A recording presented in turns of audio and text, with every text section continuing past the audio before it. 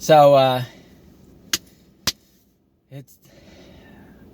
it's still just so strange. It's like it never even happened. But the question is, how did I do and what did I learn? That's what I want to evaluate. So here's the story. I was just minding my own business. I got up early, as I always do, to go and write. And I opened up my computer and opened up Facebook because I was procrastinating, I guess.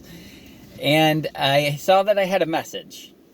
So I opened the message. This is unusual for me. So I don't normally get like a direct message on Facebook. So that's kind of a unique thing. So naturally, I was curious. I opened it up. It's Bob, a friend named Bob, okay? I know Bob from a church that I used to go to before I moved. I think he might have been on staff there. He's a bit older than me, an older gentleman. And me and Bob, we're friends, but we don't know each other that well. Bob's the kind of guy where you meet him once and you feel like you've been his friend for life. He's just that charismatic. It's a spiritual gift, I really think it is. And he's really good at making friends and making you feel comfortable and that type of thing. So instantly, I've always liked Bob since the moment I met him. And I see that he sent me this mail. And I had just sent out a free story to everybody on my email list, which I do occasionally. And he just happens to be on my email list. So I'm thinking, well, Bob probably read the story. He's giving me some words of encouragement. Hey, Rob, read your story. I enjoyed it. That's what I'm hoping for. That's what I kind of expect. But instead, what I saw was, hey, Rob, I'm hosting Good Morning Portland the Friday after Christmas. I would love for you to be a guest. Sounds fun, yes? Just like that, too. And that's exactly how he would say it in person. And I heard his voice come through my computer. Sounds fun, yes? And I'm thinking, no, it does not sound fun to me. But I tried to ignore it. And I just shut down Facebook. And I opened my document. And I tried to write as best as I can without thinking about it. And then later on in the morning when my wife woke up, I went and I told her, I said, honey, you will not believe this. I got a message from Bob today. He wants to meet me to be on Good Morning Portland with him. And my wife didn't miss a beat. She goes, well, you got to do it. And and I was like, oh. But honestly, to be completely transparent, when I saw his message, I knew I was going to do it. No question. I just didn't come to terms with it yet because it did not sound, it's not in my wheelhouse. It just isn't, okay? And I know you're saying yeah, but you're doing a YouTube video. What's the difference? I'll get to that. But I knew from the get-go I am going to do this because, I've been writing for 14 years.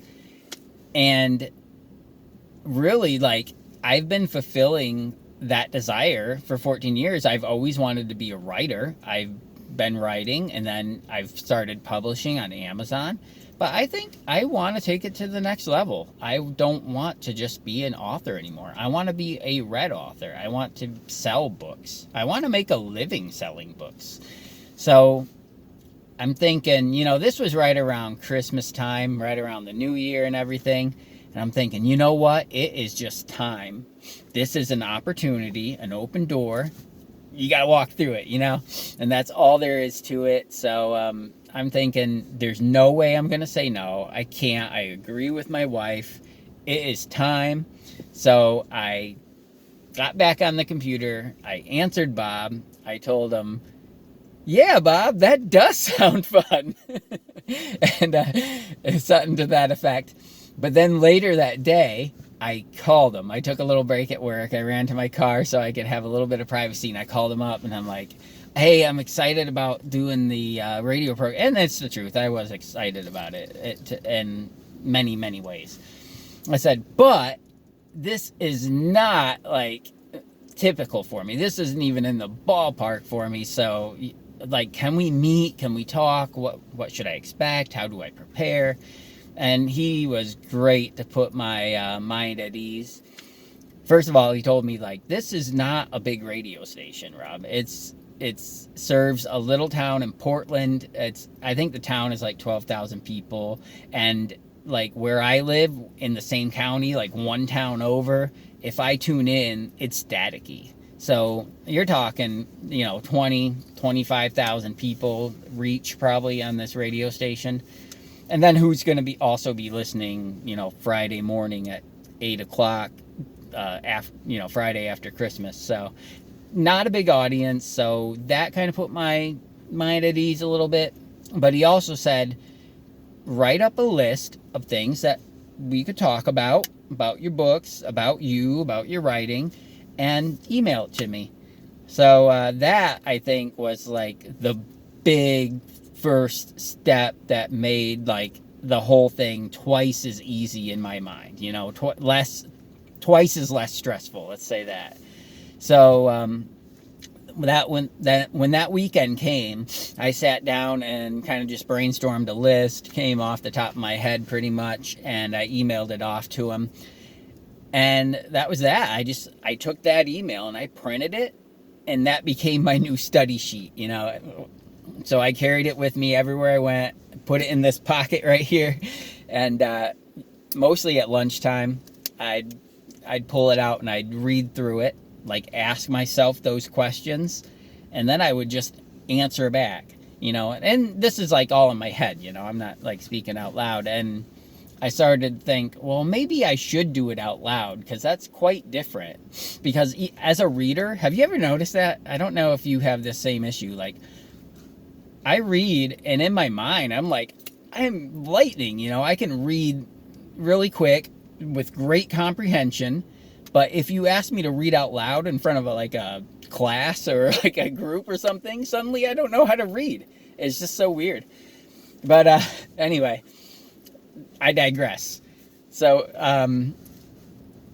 what was I talking about? I was talking about reading. Oh, the notes, right? Okay, so I'm using this sheet to take notes, and I start talking out loud, because obviously on the radio I'm going to have to talk out loud, and I want to be practiced in that as well.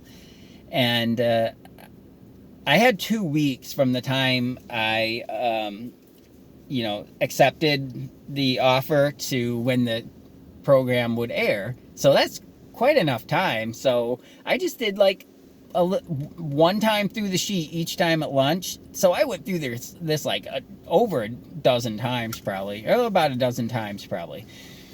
And I would also write down notes, just like something simple, like a sentence or a bullet point or something. And then I got the idea, how about this?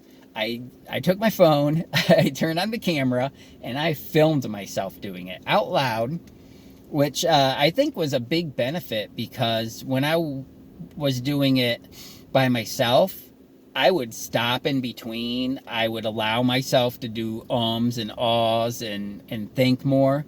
But when the camera was on, I did not let myself think at all. I just had to talk, because I treated it. We'll use tread it. Why not? I tread it like it was the real thing. And that was really helpful. So if you ever have to practice for something like radio or public speaking in general, I recommend do that. Like in the old days, they used to tell us to do it in front of your mirror. So funny. It's like when we didn't have phones. Now just turn on your camera, do it. And even if you don't watch it, it will help you. And that's the second point. Be careful, because it's a double-edged sword. It helped not to watch it, but when I watched myself back, it was actually like harmful. It was a setback right in the middle of the 2 weeks of preparation, where I started seeing how unprepared I was for public speaking. A lot of ums, a lot of ahs, a lot of unfinished sentences, a lot of run-on sentences, a lot of finishing sentences with "and then," when I didn't have an "and then." Like, I just painted myself into corners with everything I said, and it was all jumbled up. Kind of like how it's starting to sound right now. So let's move on. So I decided that, okay, I'm not going to watch it. That's hurtful. I'm just going to film it and just keep doing that. So like for the second part of the 2 weeks of preparing, that's how I prepared. I filmed myself doing it, which forced me to do it in a style that was realistic, but also, you know, I didn't have to watch back to see if to get my feelings hurt or whatever. But if you can handle that, because I could see how that could be helpful, because you could see what you're doing that's strange, or mannerisms that you have, and then you could fix it if you see it. There might been some issues I had that I didn't see because I didn't want to watch the video back. For me, it was better not to. So anyway, I got through the remaining 2 weeks, okay, and feeling, I don't know, 70-80% prepared for this program on Friday morning. Friday morning at 8, that was when I was going to be on. And then came the morning of, okay? And you know how the morning of the big event can just wipe everything clean, you know, as far as being prepared. At that point, I was just going to let it happen, because I was just like, I don't know if I'm prepared anymore. I'm like, one day I feel like I am, one day I feel like I'm not, and now it's just going to happen no matter what. So I woke up early that morning, as I often do, but instead of writing, I went into the living room, had my notes. I just laid face down on the floor because I wanted to go through the notes one last time and pray. And that's what I did. And I transferred all my notes over to a little index card because I didn't want to carry in like the normal 8.5 by 11, you know, printed out sheet. And it was, you know, too clunky, I didn't want it to shake and crumble around and stuff like that. And I wanted something more simple and a little more streamlined. So I transferred everything over to an index card. And I was pretty much ready to go. And my wife, my sweet, sweet wife, I love her so much. She said, before you go, I want to pray with you. So in the room there, we just kind of hugged. And she said a prayer for me that was really sweet and nice. And I've been praying for myself all the 2 weeks. And it was like nothing, but she says one prayer for me. And it like makes the difference in the world. Isn't it great? I love it. But anyway, I go to leave the house, right? And she says another thing to me. I think because I was like, okay, here goes nothing. You know that expression? And then she goes, it is nothing. And I'm like, huh? She's like, it's nothing. It's nothing. And it just like hit me, you know, like, wow. Not like where I'm like, oh, good idea, I'll think of it that way. But it hit me like in the sense of I felt that it was true. Like, you're right. This is nothing. I'm running to the store. I just got to run up to Portland to do this thing real quick, and I'll be right back, you know? And it is, between that and the prayer, I just felt confident leaving the house and getting in my car and driving off. We're doing good. And I had a Monster Energy drink with me because occasionally I have a Monster Energy drink, and I find that it really does actually help me like focus better, help my brain work a little better at work and everything like that. So I'm just kind of sipping on this, and then I'm starting to think, what if this drink makes me jittery, though? What if it makes, because it also does that, you know? So I'm like, oh no, now I got that to worry about. So I left that like half drank in my cup holder here, and got up to Portland, and just about the time I got there and pulling onto Main Street where the building is for the radio station, it just starts pouring. It's like the sky opened up and an ocean just fell out, and it's just like sheets of rain, just like you couldn't see. I wouldn't move. I was parked and I still couldn't see out my windshield. It was just so heavy. And I had 10 minutes before 8. And I was thinking, oh man, maybe I can wait the rain out, but I don't want to wait too much. I wanted to be a little early. I need to see this place. I've never been here. I need to know the lay of the land. So I waste a minute or two kind of waiting, and it doesn't let up. So I'm like, okay, this is just part of it. It's nothing. It's just some rain and a radio program. Nothing. So easy. So I get out and I run across the street. and I get under an awning on a building, and I think, okay, that wasn't so bad. But then I realized, no, my building's like 2 more down that way, and there is no awning. So then I got to run all the way down the street that way, and I get in a building, and I get inside, and actually it's fine. Like, I surprisingly did not, my hat was drenched, and my coat was drenched, but other than that, my shoes were soggy too, and I'm like, okay, that I can work with that. The hat can come off, the coat can come off, I'll be fine. I'm not that bad. So I get in the building there, and then I'm realizing, okay, this is the building, but I don't know where the radio station is in the building. Like, oh man, I only have like several minutes left, I think. I don't know. So I'm like, walk up and down this hall that's like right there on the first floor. I'm like, is it upstairs? I don't even know. But then I hear people talking. So like, okay, that kind of sounds like radio voice, if you know what I mean. So I kind of pinpoint the door, and it's just a wooden door, so you can't see in or anything like that. And I'm thinking, should I go in? Like, should I just slip in and be quiet and sit in there? But then are they going to think like, what are you doing? We're doing a radio program. So I'm like, no, I'll just stay out here. Like, I imagine someone's going to poke their head out at some point, right? So I just decide I'm going to, wait in the hallway. But then I find like there's like this little office up towards the front of the building that I passed already. And that actually, if you go in there and to the back of it, it had a hallway that went down into the room where they were filming the radio program. So I'm like, oh, okay. So I go in there, and I'm like, gonna come down and inch my way down this hall and kind of, get someone's attention and see if, let them know I'm there, basically, is what I want to do.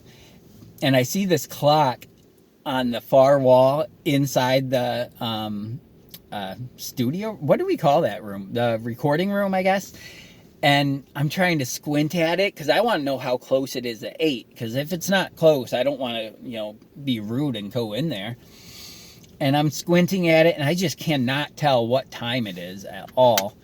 And I'm inching closer, and I'm inching closer, and I'm looking, and then finally, like, I just ended up getting so close that, like, Bob could see me around the corner, and I still couldn't see the clock. I'm like, what?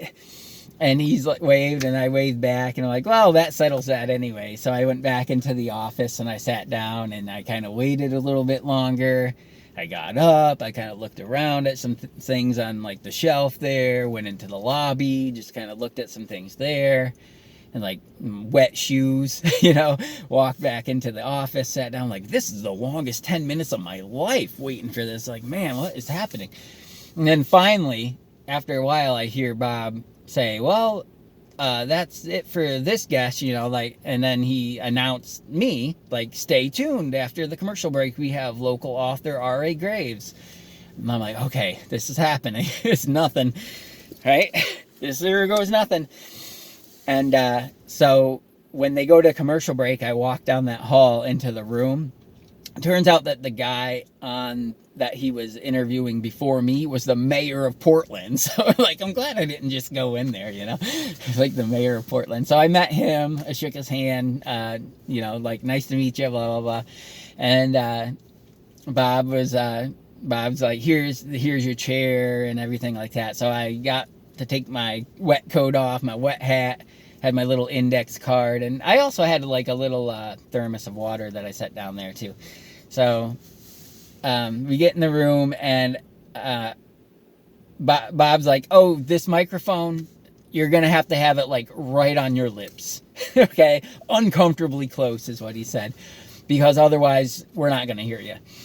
And I'm like, great, that's like, I don't know why, but that just added to my nerves. Like, oh, this is one more thing I have to, like, be conscious of or something, So I sit in my seat, and I look up on the wall where that clock was. It wasn't a clock.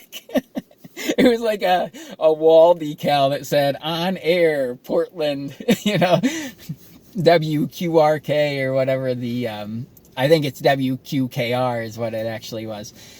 And I just thought that was funny, so I had to throw that in there. It's like, oh my goodness, I need glasses or something. And then the radio program starts, just like out of the blue, and everything was a blur. Like, I seriously, I I don't even remember the questions he asked. I don't remember my answers to him. The only thing I remember from doing the interview is when we would go to commercial break. It'd be like, we'd go to commercial break. You could hear the commercials. The commercial would come on, and then like suddenly my eyes would open up. I would be looking around, and it's like, I'm here. Like, when did I get here? You know?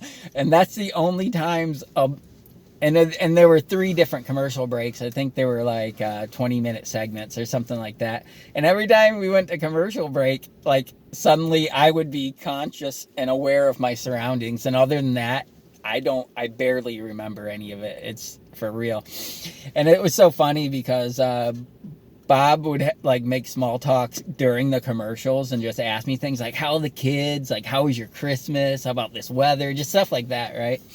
And the sound engineer would be like, 30 seconds till we're on air, 20 seconds, 10 seconds till we're on air, 5 seconds, and Bob would still just be like coming up with new questions, like, Bob, we got 5 seconds, we gotta be quiet, I gotta get ready.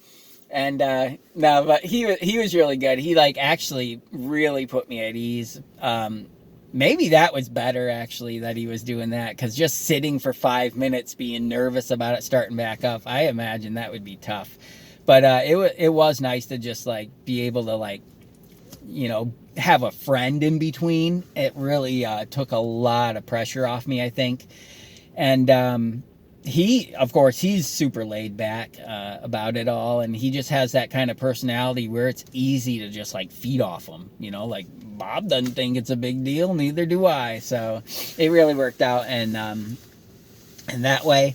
And then the show just ended the same way. It was just like, it started, it was a blur, and it ended.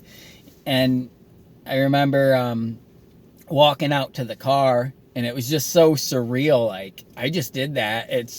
It feels weird. Like, I'm done now. It's over. It was nothing. It's like, did it even happen? I'm not sure. I got in my car. It's not raining anymore. And I just like downed the rest of my energy drink, right? Just like out of nerves or something. And then that is the strange thing. The nerves kicked in after I got in my car. Maybe it was the energy drink. I don't know. Or in concordance with. Because it's like, after the fact, I just like, I was shaking. I was a little nervous. I was like, had like goosebumps and stuff. Because my plan was to like, afterwards, I was going to go celebrate. I didn't know what I was going to do. Maybe like grab a coffee or grab like a brunch or something. Because by now, I think it was like just after 9 o'clock or something. Grab something for breakfast, And, or no, I was going to actually, I was thinking, hey, maybe I can even go buy a book, because this is a big deal, like maybe I'll go buy myself a book. And I didn't do any of it, because I was just like, it didn't feel like it was done. I didn't feel done with it in my nerves. So I just had to drive home and decompress.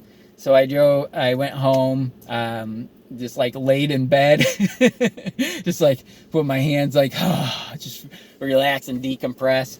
And I ate a whole bag of jerky that I got at Christmas.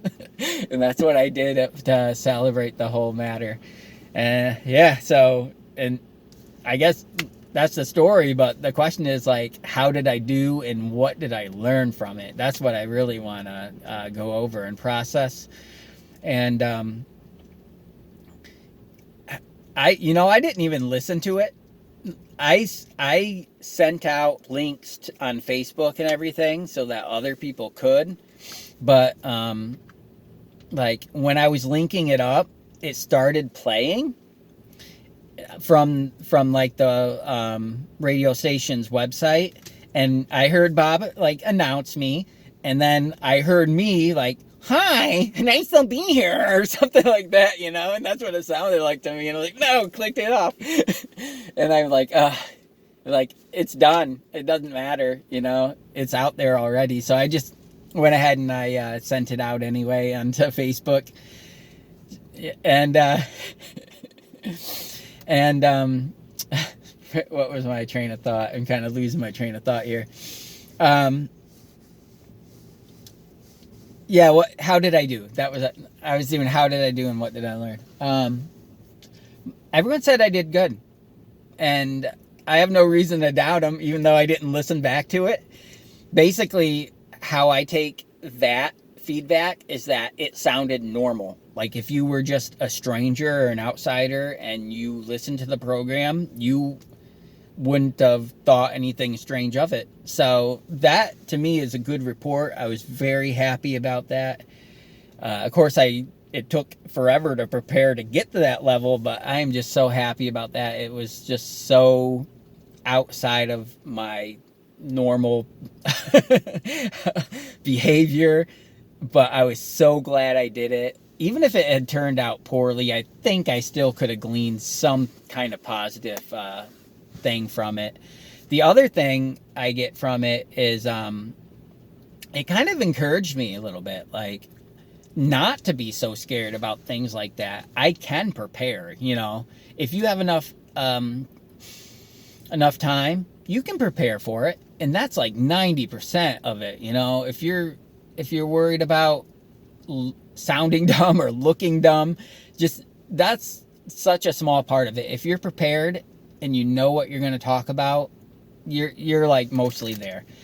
And as far as like sounding like bad or like having like weird speech patterns maybe or something like that, who cares? Because that's the way you talk.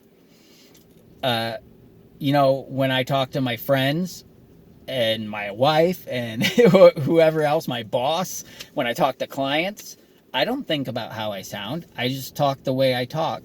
And no one ever says it's weird or, unprofessional or anything like that. So just be yourself, So I learned that from it. Just prepare, be yourself. And that's really all you got to do. And another thing is to address what I was saying earlier about like how it's outside of my ballpark, but yet at the same time I do these YouTube videos. This YouTube channel is very young. I've only done a few of these videos so far since that happened. And I think it was that experience that kind of encouraged me to be able to do this. I approach these videos in much the same way I approach that radio program.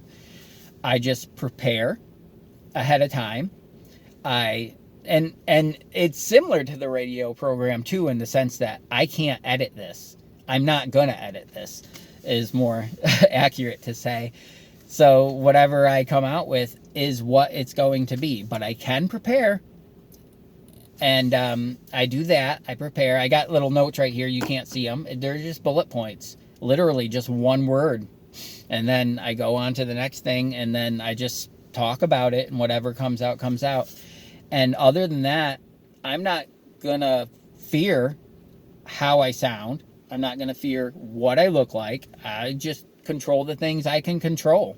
And, I try not to sniff too much. Like, I always sniff too much. I think when I'm on camera, I want to be more conscious of that. But other than that, like, it's not a big deal. Just do it.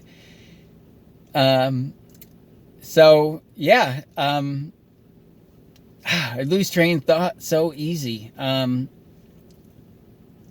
I think I was done anyway. Just, hey, I was going to tell, like, I had an opportunity on the radio program to like put out there a website I have to share that free story that I shared with Bob and my email list, hoping like, hey, like if I just get a couple listeners to go and read this free story, because it's a newsletter sign up, so I get their email, and then I have them to send emails to in the future after I publish books. And sadly, like nobody did it. It's like, I know the audience was small, but come on. Like, I was hoping one person, and I'm a little embarrassed to admit that, honestly. I don't know where the breakdown was. It could have been conveying the website verbally on the radio station, and they didn't have enough time to write it down, even though I did repeat myself. It could be that they made it to the website and maybe the breakdown was there. Maybe it wasn't a good enough, sign up form or teaser to entice them into wanting to read that story. I don't know where the breakdown was, but no one did. And I feel a little bad about that. But if you want to read the story, I will link that in the description below this video. And maybe someone watching this video will be interested in it. And other than that, I will sign off now, okay, with my brand new sign-off line. Remember Christ, the author of salvation and the reader of your heart. Thank you. All right. Bye, guys.